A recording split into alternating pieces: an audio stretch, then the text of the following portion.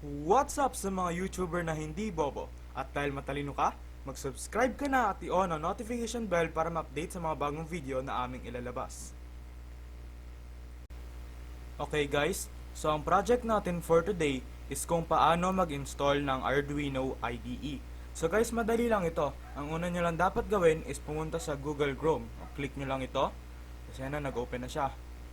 Pagkatapos ay i-search nyo naman ang arduino.cc. Yan na, ito-type ko na guys. arduino.cc. Pagkatapos nyo maklik ang arduino.cc, ay pumunta kayo sa software na tab sa itaas. Ayan, may kita nyo. Click nyo yung downloads guys. Pagkatapos nyo maklik yung downloads, check nyo yung Windows na installation in Windows XP or up. So, yung sa baba naman yan is yung sa mga non-admin install, yung sa mga guest lang. So, para mag-work, yung sa taas guys, yung Windows installer for Windows XP and up. Tapos yung sa Linux naman, kung sa Linux ka, Mac OS, kung sa Mac. So, Windows tayo guys. Ngayon guys, recommend ko lang sa inyo na mag-contribute kayo please sa Arduino. Para marami tayong mga modules pa na ma-receive mula sa kanila na mga ibebenta pa nila ulit for research and development pa natin guys. So dahil wala akong pera ngayon, just download na muna tayo guys. Tapos save. Yan na. Tapos makikita nyo siya nag-download. So guys, real time ito guys ha. Para makasunod talaga kayo. Ayan na, hintayin na natin siya maka-download guys. So ayan na, nag-download na. Nasa 50% na tayo. Ilang minutes na lang ba ito? Seconds actually.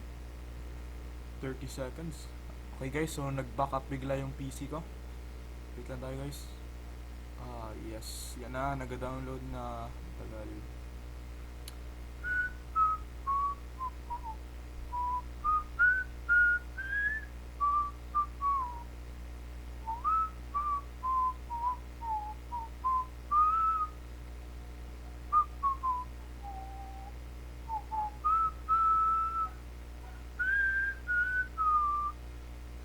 Okay guys, reminder lang ulit. Please contribute kayo guys sa Arduino.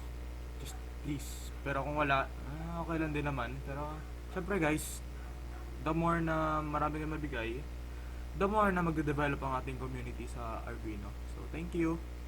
So ayan na, patapos na siya mag-download guys. So pagkatapos niya, i-click nyo lang yung installer. So ayan na, wala pa. Click lang guys. Ayan na, tapos na. Click natin guys. So ayan, click na natin guys. Hintayin na natin na mag-open yung nag-backup na naman yung PC ko, sorry. So ayan na siya guys. Actually dalawang beses ko na-click, so close lang natin yung isa. Tapos click nyo lang yung agree kasi wala naman nagbabasa ng terms and conditions. Click nyo lang agree. Tapos depende lang sa inyo guys. Pero yung sa akin may yung importante dyan yung sa dalawa, yung sa top tapos yung sa pinaka-bottom. Yun guys, dapat naka-check talaga yun para sigurado na gumana. So ayan, bahala na kayo kung paano nyo gusto nyo configure sa inyo. Pero ganyan yung configuration ko guys. Click nyo lang yung next and install. Ay, bahala na rin kayo guys kung saan nyo gusto nyo ilagay yung directory ng Arduino, pero sa akin gusto nyo yung default. So click nyo lang install. Ayan na, nag-install na. Tayo na lang natin guys, real time to guys ha. So please be patient guys. Wala pa rin. Ayan na. So, dapat matapos na to in few minutes. Siguro mga 3 minutes tapos na pag-install na ito. 2 minutes, probably 2 to 3. So guys, nakadepende rin guys sa system nyo guys kung gaano kabilis mag-download itong inyong Arduino. So, if mabagal sa inyo guys, kung medyo mabagal-bagal lang, hintayin nyo lang guys. Kasi mag-install din yan sigurado. Kung hindi po mag-install, please ilagay nyo po yung problem kung ano nangyari sa inyo. Ilagay nyo sa comments para matestingan natin guys kung paano natin masosolve. Para at least kung meron ulit iba na same ng problem nyo, at least alam na nila guys kung paano masolve. So yan, patapos siya mag-download. Na-stuck siya. So guys, kung biglang mangyari sa inyo yan, hintay lang kayo guys.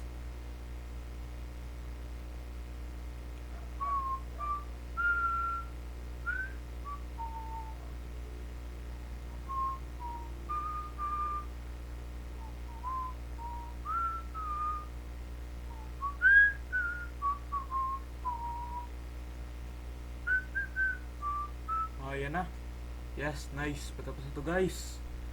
Malapit na natin ma-install ang ating Arduino.IDE. So wait lang tayo guys. Patapos na rin ito. Yes. Aha. So 5 minutes na tayo guys sa pag-install ng ating Arduino. More or less siguro guys mga 7 minutes ito overall. So yun na. Oh wait. Ako mas mabilis Natapos na guys. So click nyo lang yung close sa dyan sa baba, the far bottom right. Yan, click nyo lang yun guys. Tapos na tayo. May Arduino na tayo. Nice. So makikita natin dyan guys.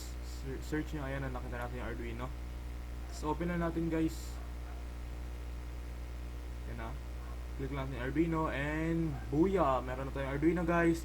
Thanks for watching and be sure to click the subscribe button and pati na rin yung notification bell para ma-update kayo sa mga bagong videos na aming ilalabas.